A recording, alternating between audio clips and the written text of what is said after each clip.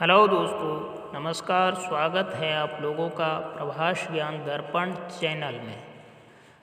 आज का विषय है वेद ईश्वर का बनाया हुआ है या मनुष्य का बनाया हुआ है। इस पर आधारित यह संपूर्ण जानकारी हिंदू धर्म के सबसे बड़ा ग्रंथ वेद के बारे में है। वेद क्या है?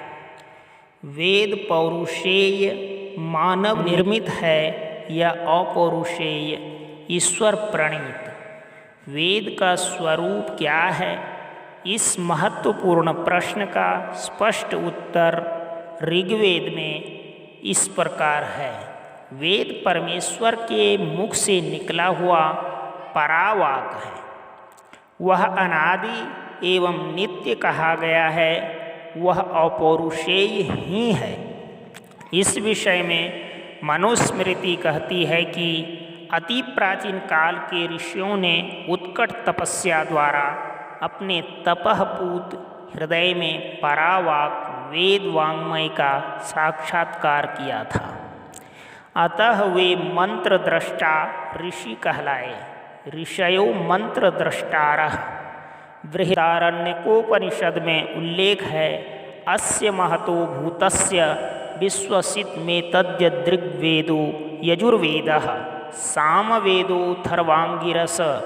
अर्थात उन महान परमेश्वर के द्वारा सृष्टि प्राकट्य होने के साथ ही ऋग्वेद, यजुर्वेद, सामवेद और अथर्ववेद निःश्वास की तरह सहज ही बाहर प्रकट हुए। तात्पर्य यह है कि परमात्मा का निःश्वास ही वेद है। इसके विषय में वेद के महापंडित सायणाचार्य अपने वेद भाष्य में लिखते हैं, यस्य निःश्वसितं वेदा यो वेदेभ्योऽखिलं जगत् निर्ममे तमहं वंदे विद्यातीर्थम महेश्वरम। सारांश यह कि वेद परमेश्वर का निःश्वास है, अतः परमेश्वर द्वारा ही निर्मित है। वेद से ही समस्त जगत का निर्माण हुआ है। इसलिए वेद को अपौरुषेय कहा गया है। सायणाचार्य के इन विचारों का समर्थन पाश्चात्य वेद विद्वान professor Wilson, professor Max Muller आदि ने अपने पुस्तकों में किया है।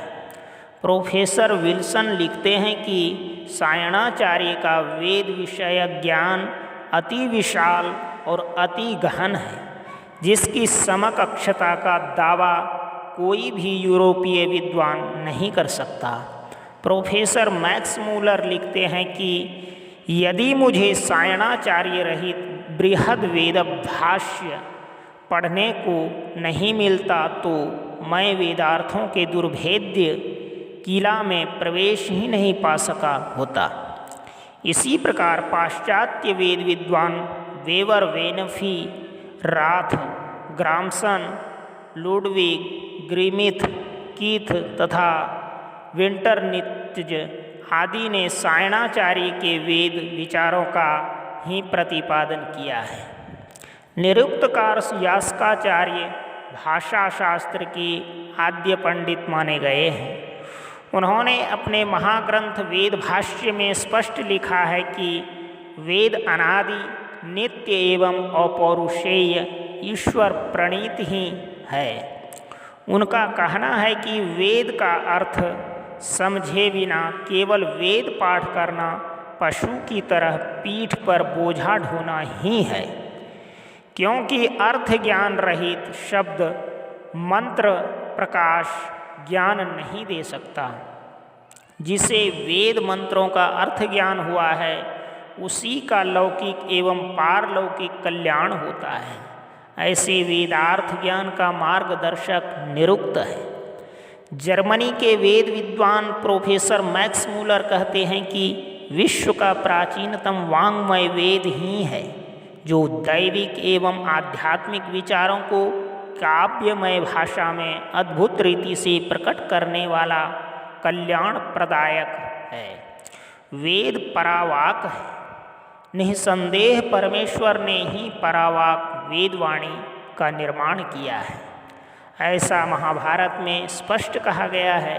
अनादि निधना विद्या वागुत्सृष्टा स्वयं भुवा, अर्थात जिसमें से सर्व जगत उत्पन्न हुआ, ऐसी अनादि वेद विद्या रूप दिव्य वाणी का निर्माण जगन निर्माता ने सर्वप्रथम किया। ऋषि वेद मंत्रों के कर्ता नहीं अपितु दृष्टा ही थे।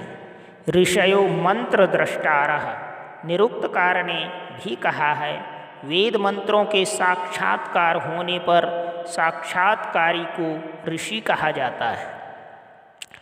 ऋषिर दर्शनात्, इससे स्पष्ट होता है कि वेद का कर्तृत्व अन्य किसी के पास नहीं होने से वेद ईश्वर प्रणीत ही है, अपौरुषेय ही है। भारतीय दर्शन शास्त्र के मतानुसार शब्द को नित्य कहा गया है। वेद ने शब्द को नित्य माना है, अतः वेद अपौरुषेय है, यह निश्चित होता है। निरुक्तकार कहते हैं कि नियतानुपूर्व्या नियतवाचो मुक्तयः युक्तयः, अर्थात शब्द नित्य है, उसका अनुक्रमण नित्य है और उसकी उच्चारण पद्धति भी नित्य है, इसीलिए वेद के अर्थ नित्य है। ऐसी वेदवाणी का निर्माण स्वयं परमेश्वर ने ही किया है। शब्द की 4 अवस्थाएं मानी गई है। यजुर्वेद का आवरण पृष्ठ, पहला परा, दूसरा पश्यन्ति, तीसरा मध्यमा और चौथा वैखरी। ऋग्वेद में इनके विषय में इस प्रकार कहा गया है, चत्वारि वाक् परिमिता पदानि तानि विदुर्ब्राह्मणा ये मनीषिणः गुहात्रिणी निहिता नेगडयन्ति तुरीयं वाचो मनुष्य वदन्ति, अर्थात वाणी के 4 रूप होने से उन्हें ब्रह्मज्ञानी ही जानते हैं।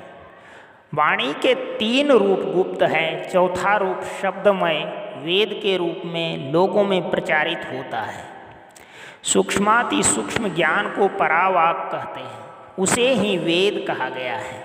इस वेद वाणी का साक्षात्कार महातपस्वी ऋषियों को होने से इसे पश्यन्ति वाक कहते हैं। ज्ञान स्वरूप वेद का आविष्कार शब्दमय है। इस वाणी का स्थूल स्वरूप ही मध्यमा वाक है। वेदवाणी के ये तीनों स्वरूप अत्यंत रहस्यमय है। चौथी वैखरी वाक ही सामान्य लोगों की बोलचाल की है। शतपथ ब्राह्मण तथा मांडुक्योपनिषद में कहा गया है कि वेद मंत्र के प्रत्येक पद में, शब्द के प्रत्येक अक्षर में एक प्रकार का अद्भुत सामर्थ्य भरा हुआ है। इस प्रकार की वेदवाणी स्वयं परमेश्वर द्वारा ही निर्मित है, यह निःशंक है। शिव पुराण में आया है कि ओम के औकार, ऊकार, मौकार और सूक्ष्मनाद, इनमें से पहला ऋग्वेद, दूसरा यजुर्वेद, तीसरा सामवेद तथा चौथा अथर्ववेद निःसृत हुए। समस्त वाङ्मय ओंकार से ही निर्मित हुआ। ओंकारम बिंदु संयुक्तम तो ईश्वर रूप ही है। श्रीमद् भगवद गीता में भी ऐसा ही उल्लेख है। मयि सर्वमिदं प्रोक्तम सूत्रे मणिगणाइव। श्रीमद् भागवत में तो स्पष्ट कहा गया है, वेद प्रणिहितो धर्मो ह्यधर्मस्तद विपर्ययः। वेदो नारायण साक्षात स्वयंभूरिति सुश्रुमा, अर्थात वेद भगवान ने जिन कार्यों को करने की आज्ञा दी है वह धर्म है और उससे विपरीत करना अधर्म है। वेद नारायण रूप में स्वयं प्रकट हुआ है, ऐसा श्रुति में कहा गया है।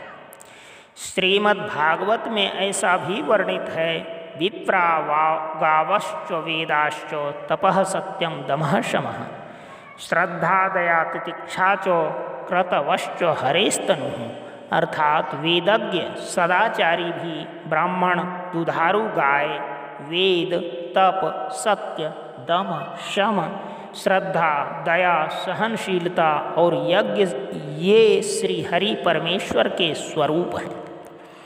मनुस्मृति में वेद को धर्म का मूल बताते हुए कहती है, वेदोखिलो धर्म मूलम स्मृतिशीले चो तद्विदाम आचारश्चैव साधूनामात्मनस तुष्टिरेव च। अर्थात समग्र वेद एवं वेदज्ञ मनु, पराशर, याज्ञवल्क्य आदि की स्मृतिशील आचार, साधु, धार्मिक के आत्मा का संतोष, ये सभी धर्मों के मूल हैं। याज्ञवल्क्य स्मृति में भी कहा गया है, श्रुति स्मृति ही सदाचारः स्वस्य च प्रियमात्मनः सम्यक् संकल्पजः कामो धर्ममूलमिदं स्मृतम्। अर्थात श्रुति स्मृति सत्पुरुषों का आचार अपने आत्मा की प्रीति और उत्तम संकल्प से हुआ धर्माविरुद्ध काम, ये 5 भारतीय संस्कृति में वेद सर्वश्रेष्ठ स्थान पर है। वेद का प्रामाण्य त्रिकाला बाधित है, धर्म के मूल हैं। इसलिए हिंदू धर्म के सर्वश्रेष्ठ ग्रंथ वेद के बारे में ये सुंदर सा जानकारी प्राप्त करके मैंने आप लोगों के लिए बहुत परिश्रम से इस प्रकार से लाया हूँ। तो दोस्तों, ये कहानी और इस कथा के द्वारा वेद के बारे में अच्छी जानकारी आप लोगों को मिला होगा। इसलिए वीडियो अच्छी लगे तो लाइक और सब्सक्राइब जरूर कीजिएगा। मिलते हैं अगली वीडियो में अगली कथा को लेकर के। तब तक के लिए नमस्कार।